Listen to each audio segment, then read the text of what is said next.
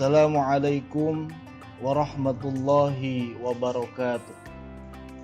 Alhamdulillah, salatu wassalamu ala rasulillah Sayyidina wa maulana Muhammad ibn Abdillah wa ala alihi wa sahbihi wa man tabi'ahu bi ihsanin ila yaumil qiyamah. Amma ba'du. Hadirin pemirsa jamaah yang dirahmati oleh Allah Subhanahu wa taala. Kita semua telah memasuki bulan puasa, bulan Ramadan, yang dimana Allah simpan satu kewajiban yang terdapat dalam salah satu rukun Islam, yakni kita semua menjalankan ibadah puasa, menahan lapar, menahan haus min tulu'il fajri ila ghurubis syams, dari mulai terbitnya fajar sampai terbenamnya matahari. Yang paling utama adalah diri kita puasa, menahan diri kita dari hawa nafsu dan sifat tercela. Tapi Nabi mengatakan ada orang yang puasanya tidak diterima oleh Allah Subhanahu wa taala. Amal puasanya terbuang sia-sia. Ketika nanti kelak di akhirat puasa mereka tidak diterima oleh Allah Subhanahu wa taala. Mereka mendapatkan manfaat dari bulan puasa. Badan mereka sehat, tapi kelak nanti di akhirat lapar yang mereka tanggung, haus yang mereka alami selama bulan puasa tidak ada artinya di hadapan Allah Subhanahu wa taala. Maka merugilah orang-orang tersebut. Nabi mengatakan, siapa saja orang yang merugi berpuasa tapi tidak mendapatkan pahala puasa. Yang pertama adalah orang yang tidak melaksanakan sholat 5 waktu. Sholat itu adalah password, adalah kunci. As-sholatu imadduddin, as-sholatu mi'rajul mu'minin. Maka apabila puasa kita ingin diterima oleh Allah Subhanahu wa taala, maka sholat adalah kunci. Ibaratkan kita mempunyai uang di ATM kita, di bank apapun itu kita mempunyai uang, tapi kita lupa passwordnya, lupa kuncinya, lupa pinnya, maka uang kita tidak akan bisa kita ambil. Ibaratkan sholat di dalam puasa itu diibaratkan sebagai kita mempunyai ember yang ember itu dimasukkan oleh air, dimasuki oleh air yang mengalir, tapi ember tersebut tidak terisi penuh. Kenapa? Karena ember itu bocor. Nah, yang bocor itulah adalah sebab kita tidak melaksanakan sholat. Kita puasa tapi kita tidak melaksanakan sholat.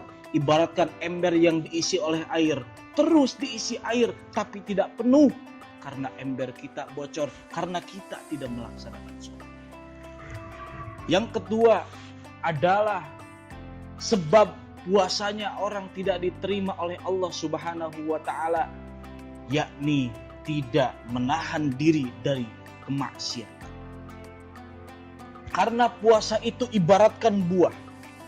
Kita mempunyai buah, maksiat itu kikisan dari buah tersebut. Kita mempunyai buah yang bagus, buah yang masih mulus. Kita maksiat, maka diirislah buah tersebut. Kita maksiat lagi, maka diirislah buah tersebut.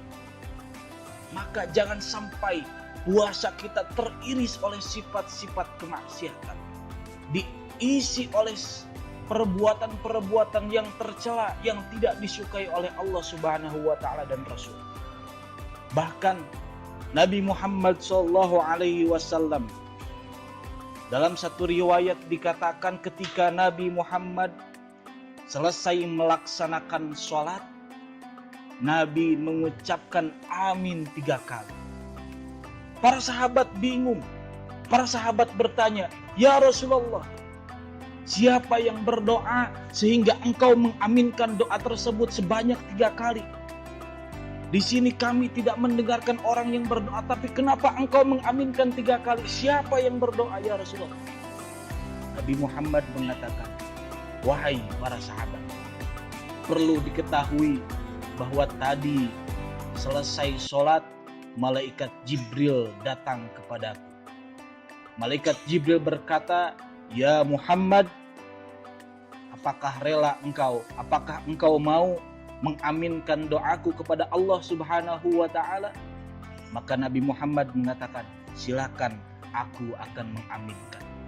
Logikanya, kalau malaikat yang berdoa, Nabi Muhammad yang mengaminkan, apakah mungkin doa tersebut tidak diterima oleh Allah Subhanahu wa Ta'ala?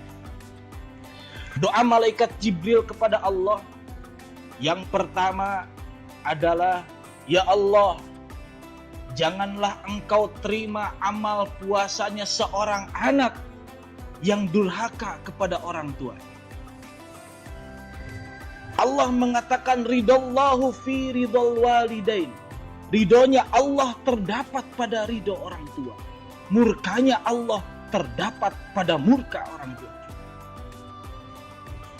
Maka kita, orang tua yang telah membesarkan kita, orang tua yang telah mendidik kita, yang mengorbankan nyawanya, mengorbankan hartanya demi membesarkan kita, apakah rela kita menyakiti hati orang tua?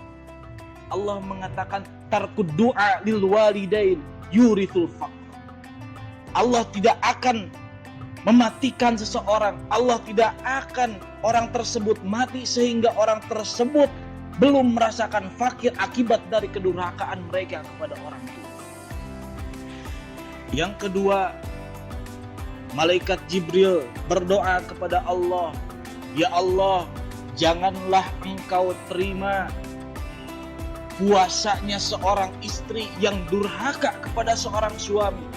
Lalu Nabi kembali mengaminkan doa tersebut. Amin. Mungkin di dalam benak pemirsa berkata, kalau seorang suami yang durhaka kepada istrinya bagaimana? Bukan masalah seperti itu. Tapi suami adalah pemimpin. Suami yang akan dipintai pertanggungjawaban oleh Allah Subhanahu wa Ta'ala kelak di akhirat nanti. Maka Nabi Muhammad kembali mengaminkan doa malaikat Jibril tersebut kepada Allah Subhanahu wa Ta'ala.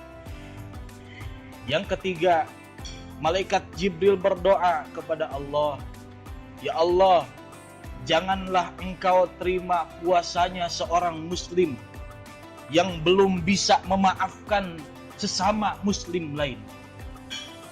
Itu doa malaikat Jibril kepada Allah, dan kemudian Nabi mengaminkan lagi doa tersebut. Memaafkan, meminta maaf memang berat, tapi memaafkan terlebih dahulu itu yang paling utama. Itulah di antara sebab-sebab yang menjadikan puasa kita tidak diterima oleh Allah Subhanahu wa Ta'ala. Mudah-mudahan kita semua bisa menjalankan ibadah bulan puasa ini dengan penuh keyakinan, dengan penuh ikhtiar, dengan penuh mengharap ridho Allah Subhanahu wa Ta'ala, menjalankan segala perintahnya, menjauhi segala larangannya, dan mudah-mudahan semoga amal ibadah kita semua diterima oleh Allah Subhanahu wa Ta'ala. Puasa kita makbul, mabrur, diterima di sisi Allah Subhanahu wa Ta'ala, sehingga menjadi pahala amal soleh kelak bekal nanti di akhirat kita semua. Sekian dari saya, mudah-mudahan ada manfaatnya khusus bagi diri saya pribadi, umumnya bagi semuanya. Hadanallahu wa iyyakum ajmain, wallahul muwafiq ila aqwamit thoriq. Assalamualaikum warahmatullahi wabarakatuh.